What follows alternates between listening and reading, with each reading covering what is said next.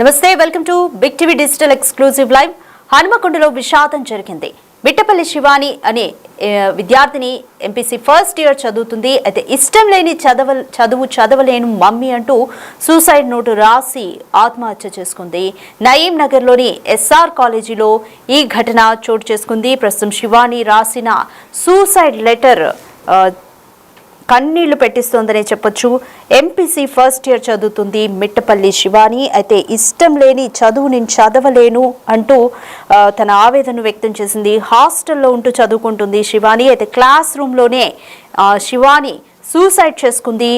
అర్థం కాని చదువు చదవలేక, పేరెంట్స్ని అర్థం చేసుకోలేక టెన్షన్తో నా మైండ్ పోతోంది అంటూ సూసైడ్ నోట్లో తన ఆవేదనను వ్యక్తం చేసింది. తల్లిదండ్రులు పిల్లలను చదివించే ముందు ఏం చదువుతారో అడిగి అడ్మిట్ చేయండి అంటూ లేఖలో పేర్కొంది. ప్రస్తుతం శివాని రాసిన సూసైడ్ నోట్ కన్నీళ్లు పెట్టిస్తోందనే చెప్పొచ్చు.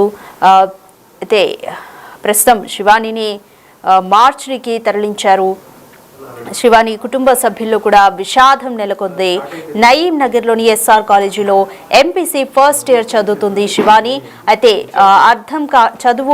చదువుని అర్థం చేసుకోలేక, పేరెంట్స్ని అర్థం చేసుకోలేక టెన్షన్ తోటి మైండ్ పోతుంది అంటూ కూడా శివాని తన ప్రాణాన్ని తీసుకుంది. అది కూడా నయీం నగర్లోని ఎస్ఆర్ కాలేజ్ క్లాస్ రూమ్లోనే తను ఆత్మహత్యకు పాల్పడింది. నయీం నగర్లోని ఎస్ఆర్ కాలేజీలో తను హాస్టల్లో ఉంటూ తన చదువుని కొనసాగిస్తోంది. క్లాస్ రూమ్లోనే తను సూసైడ్ చేసుకోవడం ఇప్పుడు కాలేజ్లో కానీ స్థానికంగా కానీ ఘటన కలకలం రేపిందనే చెప్పొచ్చు. దీనికి సంబంధించి మోర్ డీటెయిల్స్ మా ప్రతినిధి వేణు అందిస్తారు. రైట్ వేణు, శివాని హత్యకు గల కారణాలు కేవలం ఇష్టం లేని చదువేనా? పేరెంట్స్ ఏమని చెప్తున్నారు? శివాని స్నేహితులు కూడా ఏం చెప్తున్నారు?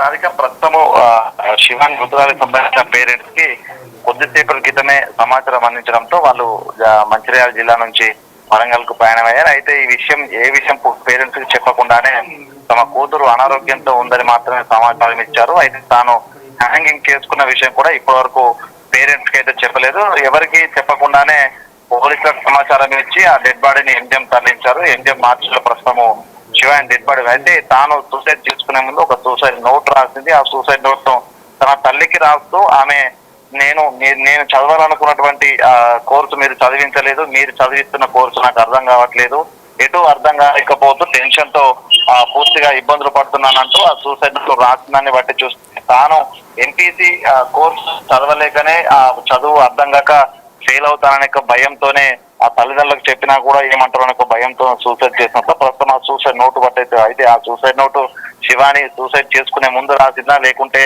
ఆ కాలేజీ యాజమాన్యం సృష్టించిందా అనే దానిపై అయితే ఇప్పటివరకు క్లారిటీ లేదు. పోలీసులు కూడా ఈ ఘటనపై ప్రస్తుతం పేరెంట్స్ వచ్చాక వాళ్ళ దగ్గర పిటిషన్ తీసుకొని పూర్తి స్థాయి విచారణ చేసే అవకాశం అయితే ఉంది. అయితే ఆ డెడ్ బాడీ తను సూసైడ్ చేసుకునే ముందు ఆ హాస్టల్లో ఉన్నటువంటి ఆ క్లాస్ రూమ్ గదిలో సూసైడ్ చేస్తుంది. అంటే ఆ సమయం లోపల నిజంగా విద్యార్థులు దాదాపు 200 మంది పైగా విద్యార్థులు ఉన్నారు అంటే ఎవరు చూడలేదా అనేటువంటి అన్ని కూడా కొన్ని అనుమానాలు అయితే రేకెత్తుతున్నాయి. ఏదేమైనా కూడా ఎస్ఆర్ కళాశాల లోపల కొంత చదువుకు సంబంధించి విద్యార్థులను తీవ్రంగా ప్రెజర్ పెడుతుంటారు, ర్యాంకుల కోసం వాళ్ళని ఇబ్బందులు పెడుతుంటారనేటువంటి ఆరోపణలు ఉన్నాయి. సో ఈ నేపథ్యంలో ఆ స్కూల్ కాలేజ్ యాజమాన్యం వేధింపులే తనకు సూసైడ్ కు ప్రేరేపించేటువంటిది ఒక చర్చ అయితే జరుగుతుంది. దీనికి సంబంధించి పేరెంట్స్ వచ్చిన తర్వాత చివరిగా వాళ్ళకి ఏమైనా ఫోన్ కాల్ చేసిందా, కాలేజ్ యాజమాన్యం సంబంధించి ఏమైనా ఫిర్యాదు చేసిందా అనే పూర్తి వివరాలు తెలిస్తే పోలీసులు ఆ కోణంలో కూడా విచారణ జరిపే అవకాశం అయితే కనిపిస్తుంది. మరొక అర్ధ గంటలో కూడా పేరెంట్స్ ఇటు కాలేజీకి చేరుకునే అవకాశం ఉంది. ఆ తర్వాతే పోలీసులు ఫార్మాలిటీస్ పూర్తి చేసి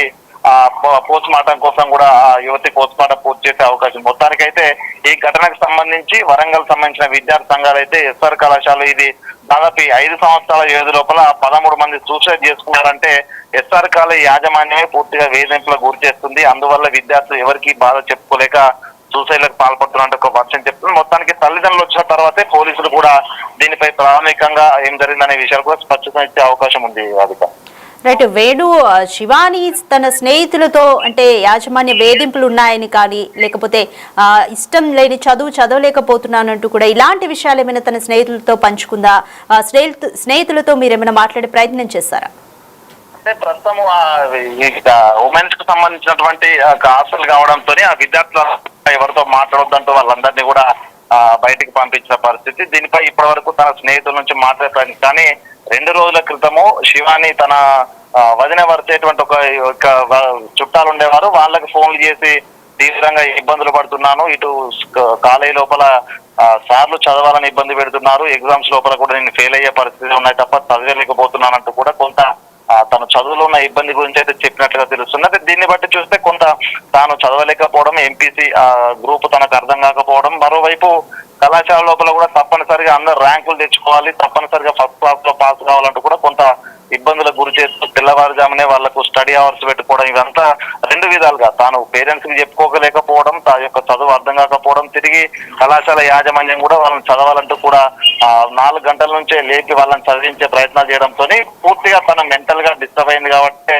సూసైడ్ చేసుకోవచ్చనే వర్షన్ అయితే వినిపిస్తుంది. మొత్తానికి ఈ ఘటనకు సంబంధించి పేరెంట్స్ నుంచే పూర్తిగా ఏదైనా అప్డేట్ నిజంగా తను నిన్న ఈ రోజు సూసైడ్ చేసుకున్నాము, తెల్లవారుజామున ఫోన్లు చేసిందా, ఏమన్నా చెప్పిందా అనే విషయాలు తెలిస్తేనే కొంత దీని లోపల విషయాలను బయటకు వచ్చే అవకాశం ఉంది. మొత్తానికి సంబంధించి ఎస్ఆర్ యాజమాన్యం కూడా ప్రస్తుతం పరారీలో ఉన్నారు కాబట్టి అసలు ఏం జరిగిందనే విషయాలన్నీ కూడా కొంత పోలీసుల విచారణ జరిగిన తర్వాత తెలిసే అవకాశం ఉంది. మొత్తానికైతే ఇందులో అటు పేరెంట్స్ తనకు ఇష్టం లేని కోర్సులో జాయిన్ చేసిన ఒక కారణం అయితే అందులో కళాశాల యాజమాన్యం కూడా చదవాలి, తప్పనిసరిగా పాస్ అవ్వాల్సిందే అంటూ కూడా కరాఖండిగా చెప్తూ విద్యార్థులను స్టడీ అవర్స్ పేరుతో కొంత ఇబ్బందులకు గురి చేసిన ఘటన కూడా తన సూసైడ్ కు ప్రేరేపించొస్తున్నటువంటి వర్షం అయితే వినిపిస్తుంది. మొత్తానికి పోలీసుల విచారణ లోపల పూర్తి స్థాయి వివరాలు తెలిసే అవకాశం ఉంది. రాధిక.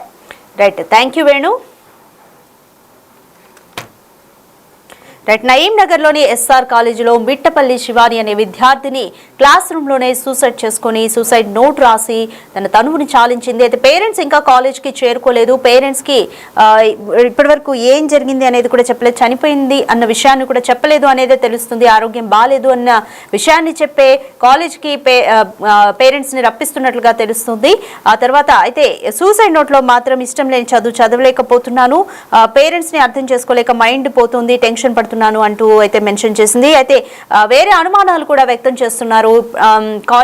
ఈ కాలేజ్లో ఇప్పటి వరకు గడిచిన 5 ఏళ్లలో 13 మంది ఇలాగే సూసైడ్ చేసుకుని చనిపోయారు, యాజమాన్య వేధింపులు ఉన్నాయన్న ఒక ఆరోపణలు కూడా వినిపిస్తున్నాయి. సో నిజాలను తేల్చేందుకు పోలీసులు రంగంలోకి దిగారు. సో పేరెంట్స్ వచ్చాక కూడా వాళ్ళని మరిన్ని వివరాలు అడిగే అవకాశాలు ఉన్నాయి. లాస్ట్ కాల్ ఎవరికైనా చేసిందా, ఇలాగే యాజమాన్య వేధింపులు ఏమైనా ఉన్నాయని ఎవరికైనా చెప్పిందా శివాని అన్న కోణంలో కూడా పోలీసులు దర్యాప్తు చేసే ఛాన్సెస్ అయితే కనిపిస్తున్నాయి. పేరెంట్స్ వచ్చిన తర్వాత మాట్లాడి బాడీకి పోస్ట్ మార్టం చేసే ఛాన్సెస్ కూడా కనిపిస్తున్నాయి.